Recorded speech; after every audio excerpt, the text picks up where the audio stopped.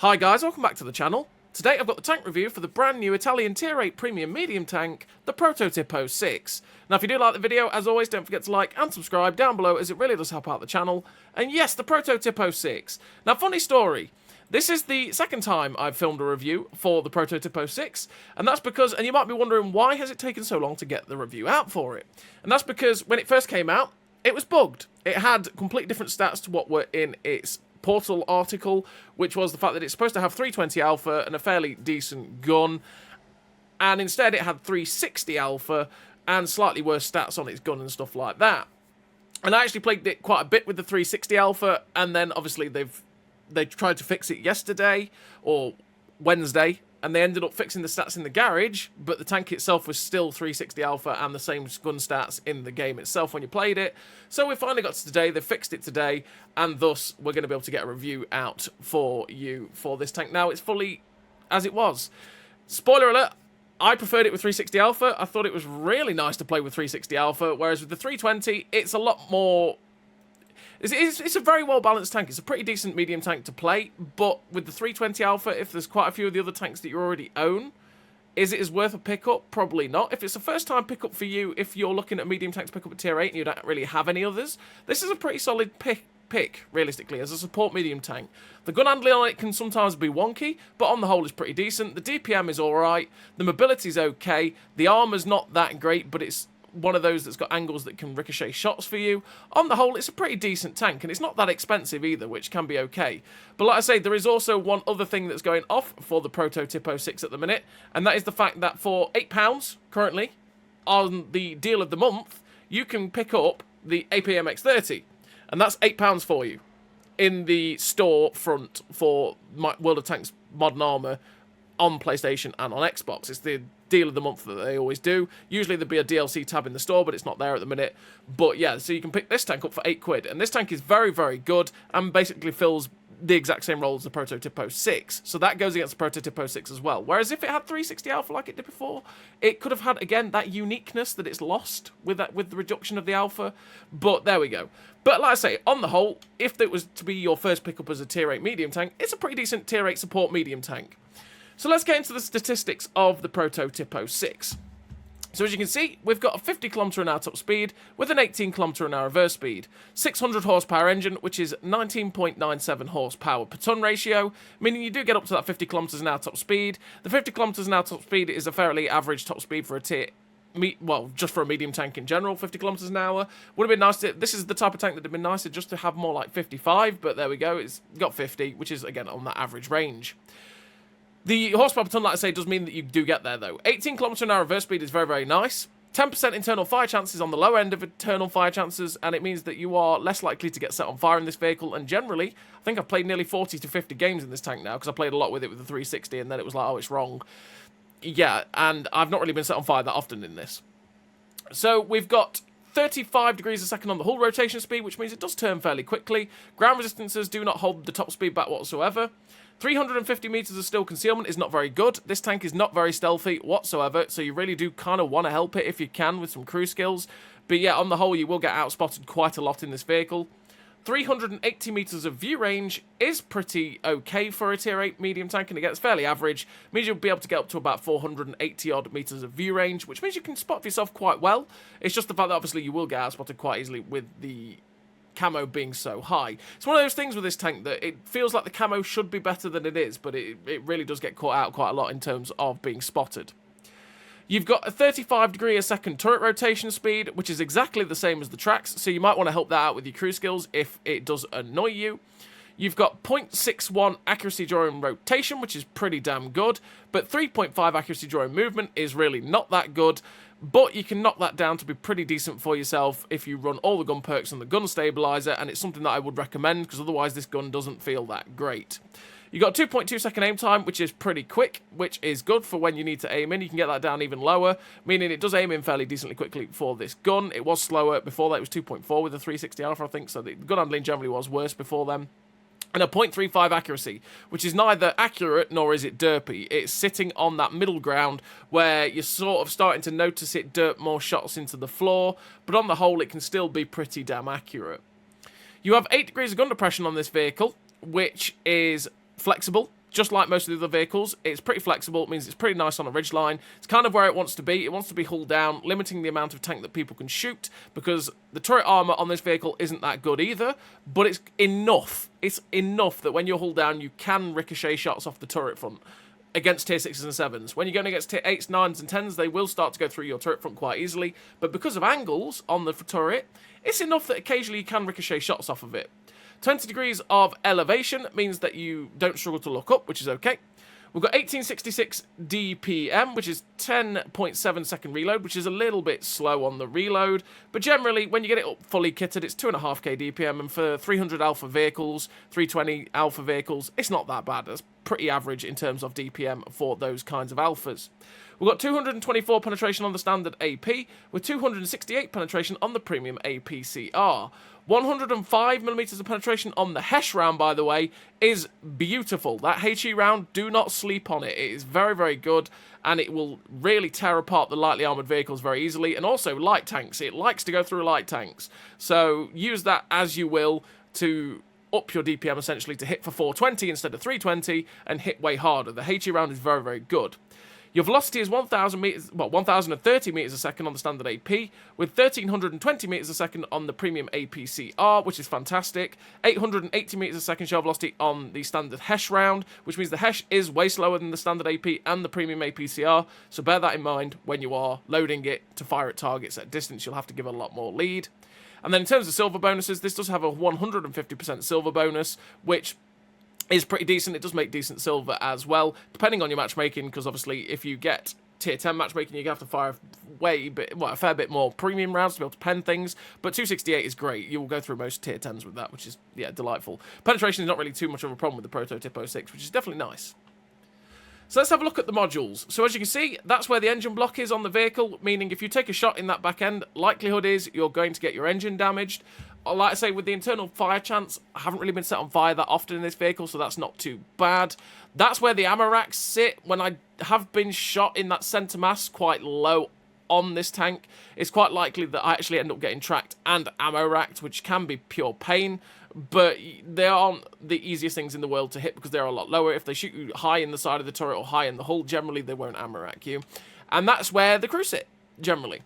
So in terms of the armour, like I say, the armour on this tank, you've got 160mm of thickness on that gun mantlet, and the side of the turret cheeks is 80mm thick? Yeah, 80mm thick, which means, like I say, that it's not very thick at all, and it will get penned by tier 8, 9, and 10, especially firing premium on all those three tiers. They will go through your turret every time. But if you're using your full gun depression, like I say, because of the angles on the mantlet, angles on the turret, you can, it's not like you're paper thin, right? It means you can ricochet shots, but just do not rely on it. If you start to rely on it thinking, aha, I'm an armoured medium tank, it's not going to go well and everything's going to pen you. In terms of the upper plate, again, you have a very well sloped upper plate, meaning you can ricochet shots, especially if something shoots you at this angle, you can actually ricochet shots off this upper plate quite well. But if you are flat on or even at a slight angle, most tanks with the penetration will go straight through your upper plate and lower plate very, very easily. And bear in mind, you cannot really side scrape in this vehicle because you have 35mm of side armour, meaning most 120mm guns, which there's quite a lot that you'll face at tier 9 and 10, 120mm guns will go straight through the side of your armour very, very easily, and they'll straight up overmatch it, meaning they will pen it very easily. So do not really try to side scrape in this vehicle unless you're against 90mm guns or lower. But yeah, that's the armour of the vehicle. What do I run in terms of a crew and equipment? Well, in terms of a crew, I do run, I've stuck it in the old Prototipo 46, I run Born Leader, Rapid Reload, Sixth Sense, Situational Awareness, Steady Aim, Run and Gun, Snapshot, the Camouflage Expertise, and Silent Driving. Silent Driving to make the camouflage while moving down as low as possible so I can get it as close to the still concealment as much as I can, because even though the concealment is bad, the on-the-move concealment is atrocious. So if I can negate that, that's one benefit and bonus I can get into the tank. I mean, it's a lot harder for me to be spotted while moving into locations that I want to use. Camouflage Expertise knocks the camo down as well. Again, I'm just helping the camo out a little bit so I can at least have some sort of stealth on this vehicle. Steady Aim and Run and Gun to make the accuracy during movement, better, and the accuracy in general better by 10%, which is really nice, and especially Run and Gun, you really want that because the accuracy during movement is terrible. Snapshot is a perk that you could actually drop quite easily, okay? I run it just for the overkill on the accuracy during rotation so that I can keep the aim circle as low as possible no matter what. But you could quite easily drop that to run rapid aim to make the turret traverse better, since the turret traverse is the same as the tracks, and make the turret to just get the gun on target way quicker, right? You could run Deadeye to increase your chance of doing module damage by 6%. That's down to you. It's a bit of a meme perk, that one. You could run Track Mechanic in case you get tracked too many times and you burn your repair kit so you get the tracks back on quicker. Supply Conservation to get your food back quicker if you wanted to, so that you can keep boosting with you reload with food as much as possible with that quickly. Or run Armour Angling to reduce the amount of damage coming into the tank by 5%. It's down to you and how you want to play the vehicle, but Snapshot could be dropped quite easily in this tank. And then in terms of equipment, well, I always run food in World War II because it's a massive help. The advanced loader, the gun stabilizer, and optics. Optics to be able to help myself spot so I can get the view range as high as possible, so at least I can get some good assistance depending on the map. Gun stabilizer to get the accuracy during movement and rotation down as low as possible, and especially the accuracy during movement, because the movement accuracy is poor. And if you don't run the gun stabilizer and the gun skills, the aim circle becomes pretty massive. So you want to run the gun stabilizer to make this gun at least somewhat workable. And the advanced loader to make the DPM 10% better, as always, so that we can get the best out of the DPM, because if you don't help that, then the DPM is atrocious. And that's what I run in terms of crew and equipment. So, let's have a look at the statistics of the tank now it's fully kitted out. So as you can see, ground resistances have got better. 486 meters of view range is pretty nice. Again, pretty average for a tier 8 tank in all honesty. 340 meters of still concealment is, again, not great. Concealment on this vehicle isn't good, but we've knocked it down by 10 meters with the camouflage expertise, which is quite nice. And we've knocked the on-the-move concealment down a hell of a lot. We've only 8 worse than the steel concealment, which is really nice. Means that, again, it helps the tank be able to get to forward locations without getting spotted just quite as easily, because that was 20 to 30 meters worse on the move concealment than it was the still concealment, right? So we've really helped that, which is why I've run silent driving. 38 degrees a second on the turret rotation speed is 3 degrees better than the hull. We've not really helped it that much, but some of the little crew skills do help it out just a little bit.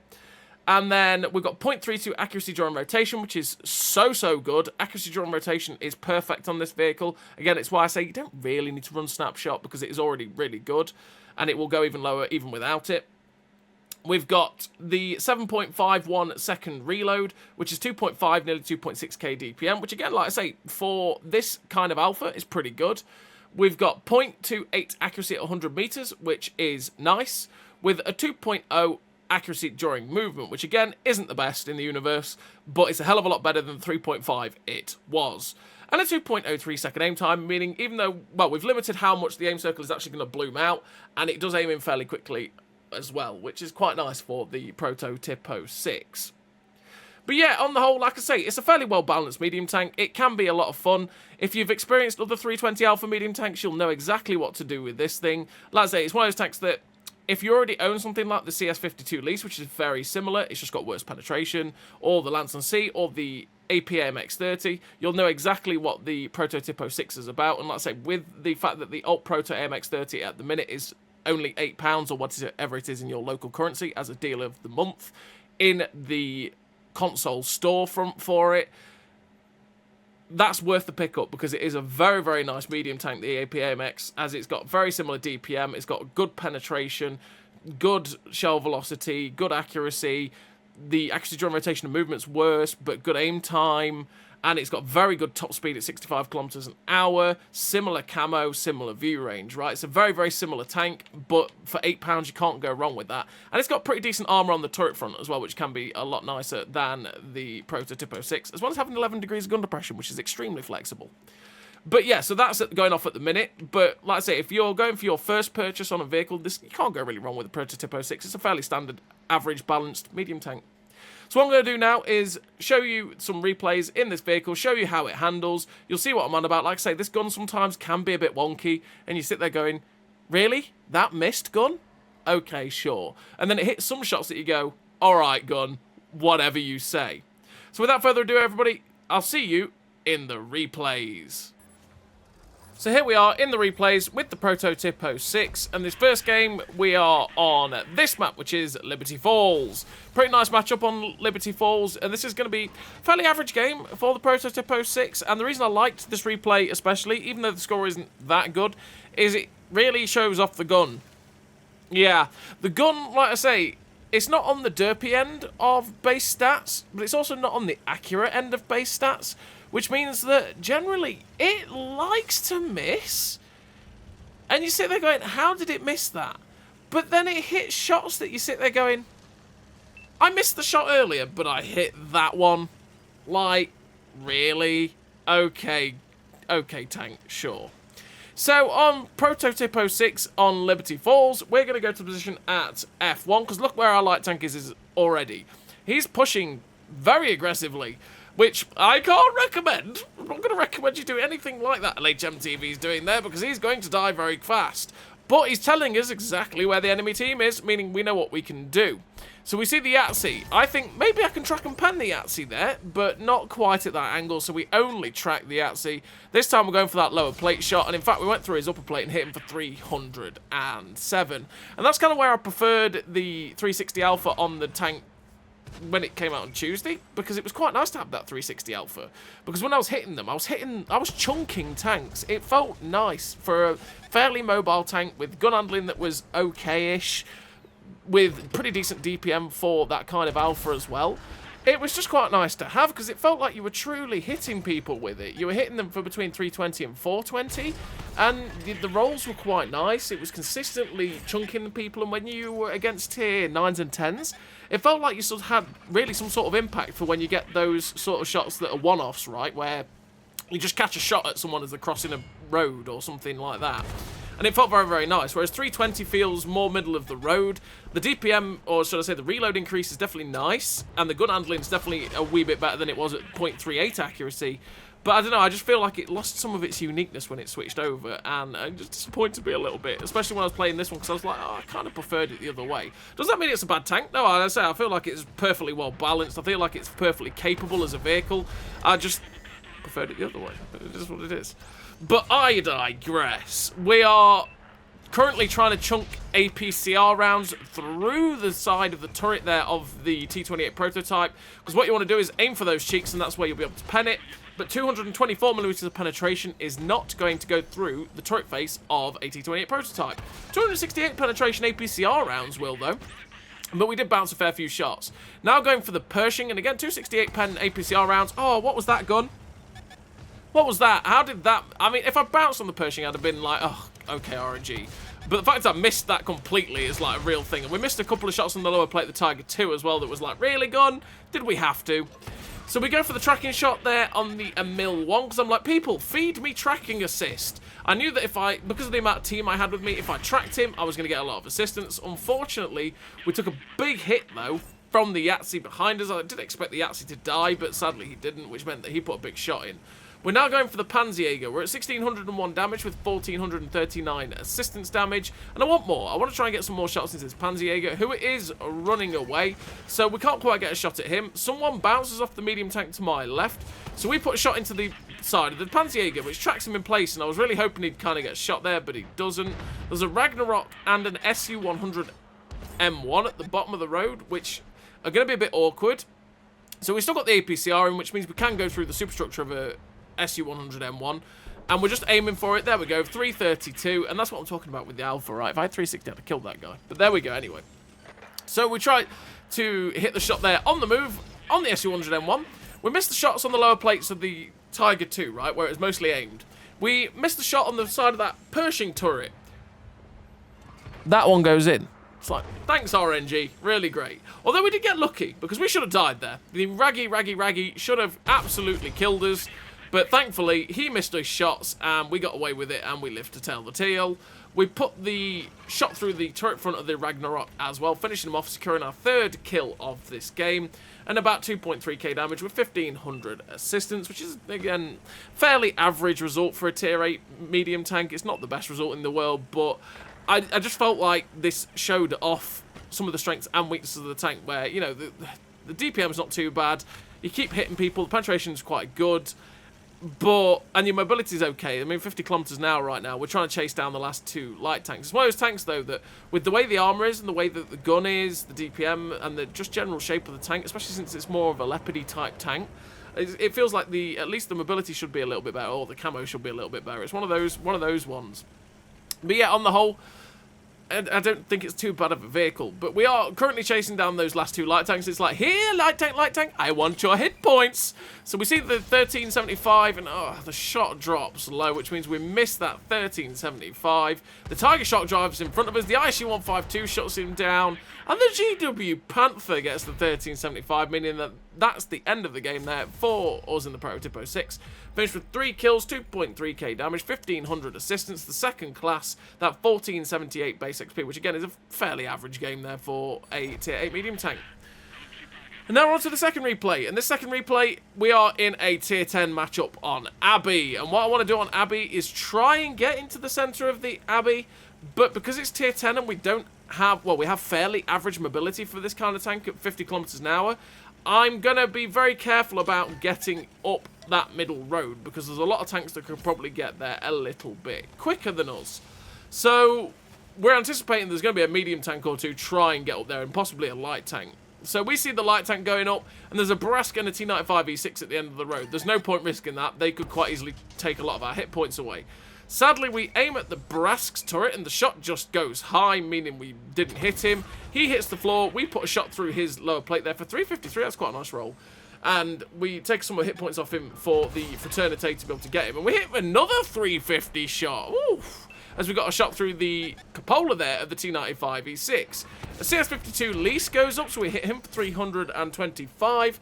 That poor Fraternity is going to have friends going up there, but there's nothing we can do about that because we just can't. With an E6 there, and this Roger Dodger comes up. Roger Dodger? You don't see those very often. But Roger Dodger going up as well means we can't really help.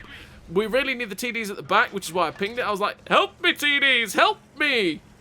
Because if we'd had tanks at J4, for example, where TDs do like to go sit, they'd have been able to get shots at people like that Roger Dodger, the CS52 lease. But also, what I'm fully anticipating happening is that directly above me is that they're going to come directly above me on the right-hand side, which means there's going to be easy shots for the TDs to get, but I really need them to shoot them because otherwise they're going to be able to shoot down on me, which is going to be really, really awkward.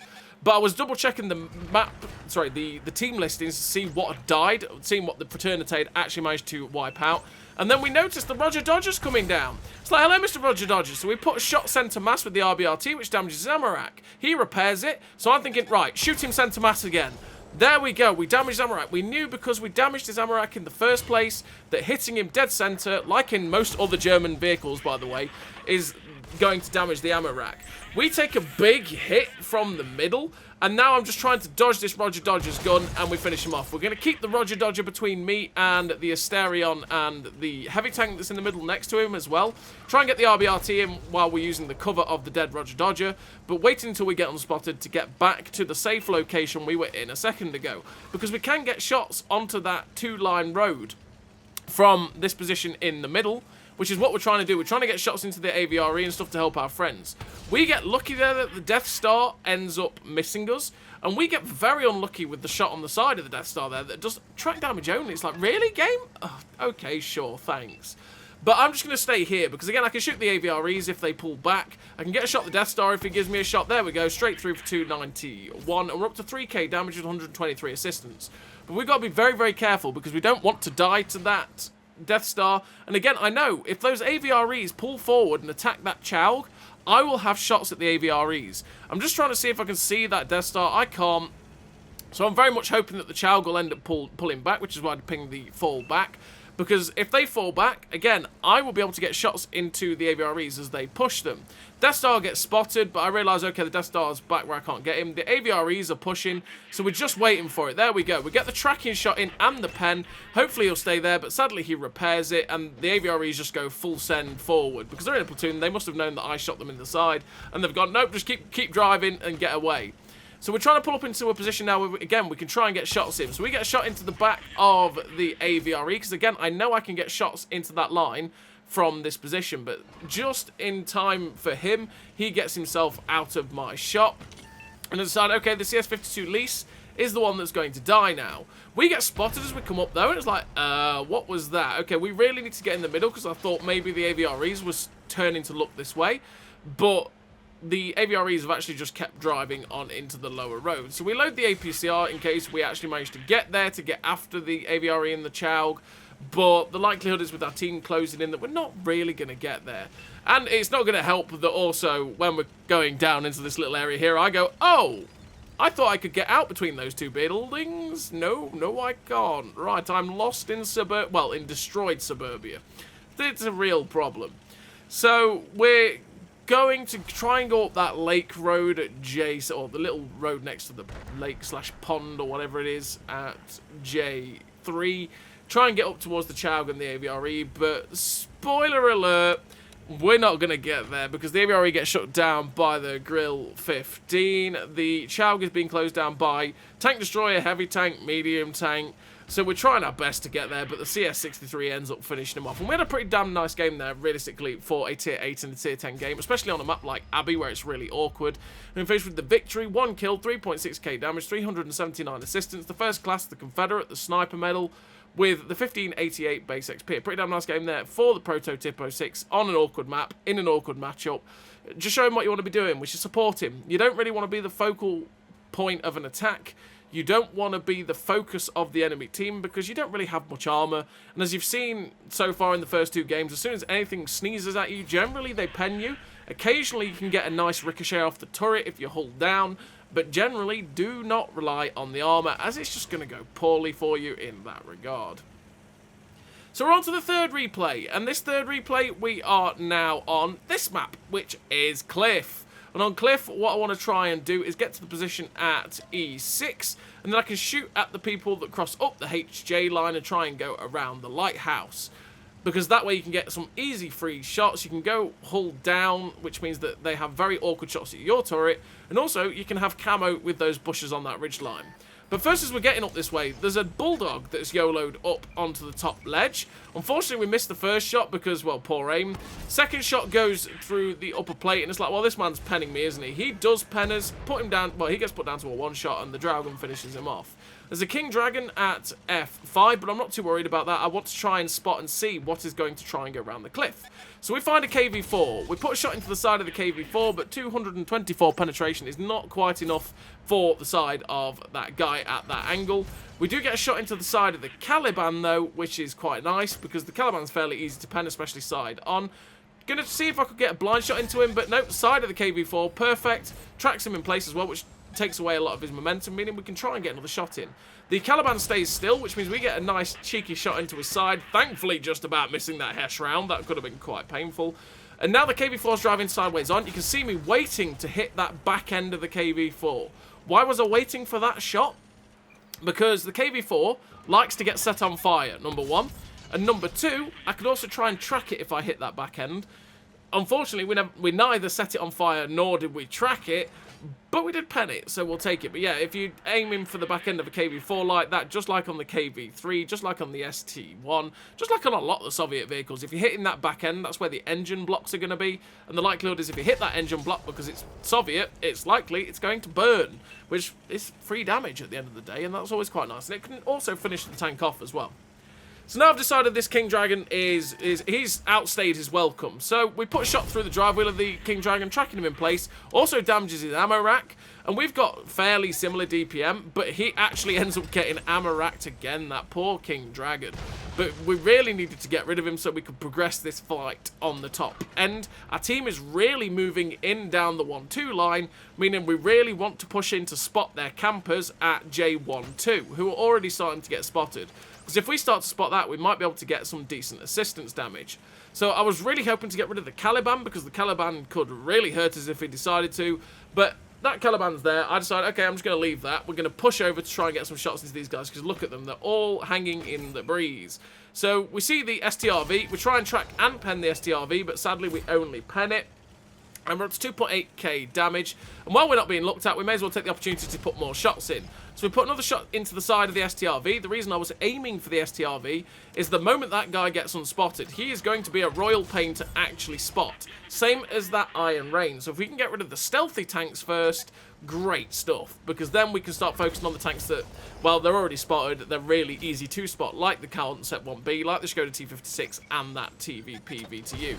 So we go for the RBRT into the TVP VTU there, because the STRV 1030 was looking at us, and with the 1030 we can't pen it with our 105mm gun, because you need over a 122mm gun to be able to go through that guy and overmatch it, whereas we don't have that. We've loaded the APCR to go through the Concept 1B, because 224 penetration is an awkward shot for the AP round. So if we load APCR, we can go through the Concept. We're just trying to find the shot on the Concept, but it's like, where does this rock end? It's like, rock, you're so long, bro. Get out my way. Saving him. We're going to go for the finish on the Skoda T56, which we get in. The Iron Rain that's back there tries to poke a shot at us and misses, which could have been our death. Go for the upper plate shot on the Concept 1B, but he gets finished off by the Draugen. We switch back to AP. In fact, we're loading the Hesh rounds, and that's because we can pen the TVP with that, and also we know that the heavy tank is at D8, meaning we are looking for the STRV 1030. We can't pen the STRV 1030 if we have an unlucky angle at him, so we might as well fire Hesh, meaning we can splash him, and if we have his side, we could still penetrate him anyway with that. Sadly, the Hesh round goes to the TVP. The T-34-3 ends up finishing him off, and we don't quite get a shot at the STRV 1030 because he's fully hidden, meaning there's one vehicle left on the enemy team. It's an IS-32. We've loaded the APCR to be able to try and go through that guy, because, again, the 224 pen is going to be a bit awkward on an IS-32, but the 268 penetration APCR will go through it. But he gets finished off by the Jag Tiger. We finished the game with a really nice total there for the Prototipo. We finished with 1 kill, 4.5k damage. With the first class, the Confederate, the high caliber, 1636 base XP. A pretty nice game there for the Prototipo 6 on Cliff in a tier 9 game. So we're on to the fourth and final replay in this vehicle. Probably the best game I've played in the tank. And we're on Severogorsk, which could be a bit of an awkward map for the Prototipo 6, because we do have gun depression, which means we can play the ridgelines quite easily. But this map, with it being a corridor fight, can lead into a bit of a knife fight at times. And this isn't the best tank in the universe for knife fighting, because you don't really have any armor. So as soon as tanks or enemies try to apply pressure and just push you, it goes downhill pretty quickly, because they start to pen you all the time, and obviously you've got to aim to be able to hit their weak spots to pen them, especially if they're more heavily armoured. But yeah, they start whittling down your hit points, and the more your hit points disappear, the more likely you are to blow up, and the more confident the enemies get generally in attacking you too. So we've got to this position at D3, which usually wields chances to get easy early shots at people crossing the B line, and we do get a shot into the Brask as he crosses. We also get a shot into the IKV-90B there with a shot into his upper section. It would be nice to get rid of that IKV, because he is a pretty stealthy tank, meaning he'll be pretty awkward to dig out if he gets unspotted. We get a nice shot there into the side of the Chimera, who crosses the open, and that Chimera is just sitting there, thankfully, because his accuracy is dreadful. He misses, but I preempt. That was just a bad shot from me, realistically, because I preempted my reload, and that is the fact that I pulled out a split second before I was reloaded, and then pulled the trigger, which meant that I didn't fire the moment I pulled the trigger, and I went, what? And then, because I was afraid of taking a shot from the Chimera, because it's a big, heavy-hitting gun, I ended up just hitting the ridgeline, which was, yeah, sad time. So we're going for that side shot on the Chimera. Sadly, it ricochets. I was really hoping to hit it, but to be honest, we should have led that a little bit better. Go for the engine deck shot. It hits him, sets him on fire, but he finally gets that AP round straight through the front of my turret. And that's the pain there of the Prototipo, is, like I say, it doesn't really have that much armor. So we're playing cheeky pokes right now, and like I say, with the angles, we can ricochet shots. But that guy with 202 penetration, that Chimera, just went straight through the turret front, which, yeah, it can happen. So the IKVB, the IKVB that was at the back, actually tried to put a shot at us. We know he was somewhere around there, so we went for the blind fire, but sadly we missed. The VK101P is coming, and he has a very slim shot at my turret. I don't think he ever had a chance, really, of ever hitting us. And we've got the APCR rounds in to go through his turret front. And, well, say his turret front, his weak spot, which is his cupola. But the cupola on the 101P is quite good. So we really need the APCR rounds. We're not penning it with 224. But at this point, I'm thinking, oh boy, this is going downhill. This is not good. I have to go. This is the kind of pressure that I'm talking about. Thankfully, RNG goes for me there, and we end up tracking and penning the Audace, or the AMX CDA 105, which meant that he couldn't get his gun on target, so we avoid taking a hit there.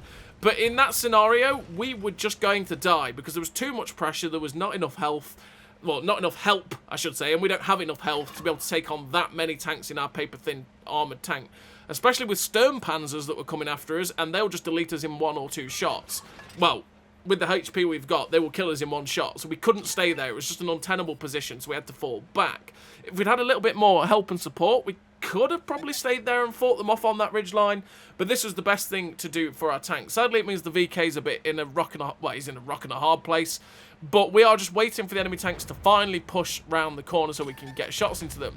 The Audace, well, the AMX CDA 105, which is the unskinned version of the Audace, pulls around the corner. We get a shot into him.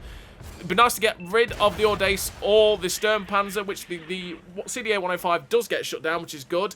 And it'd be nice to get rid of the Sturmpanzers because, well, they hit hard and they hurt. So we're positioning ourselves ready to run away if we need to. And we're just looking for a shot into that upper plate of the Sturmpanzer. There we go, putting a nice shot in there. We're up to 4.4k damage. Again, getting guns out the game is vital here. Our team has basically won the other flank, so we're playing a holding play right now.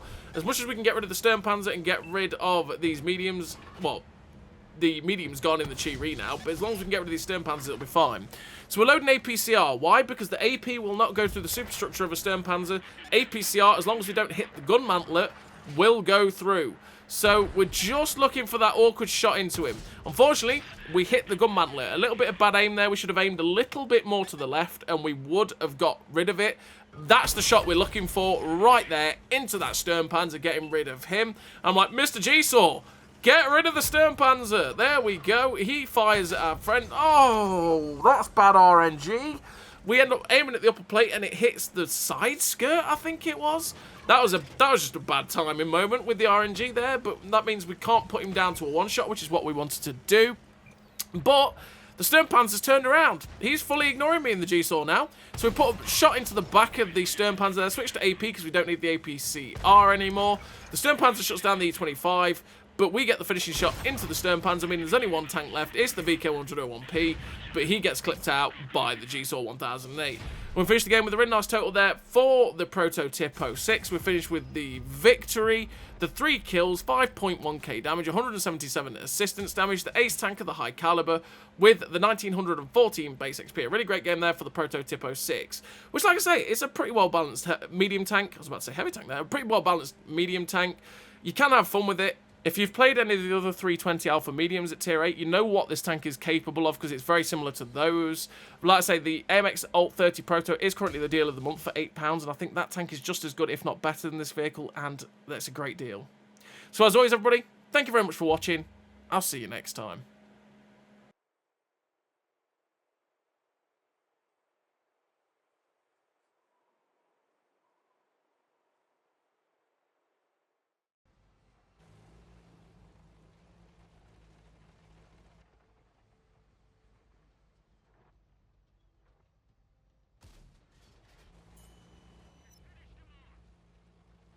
A great success.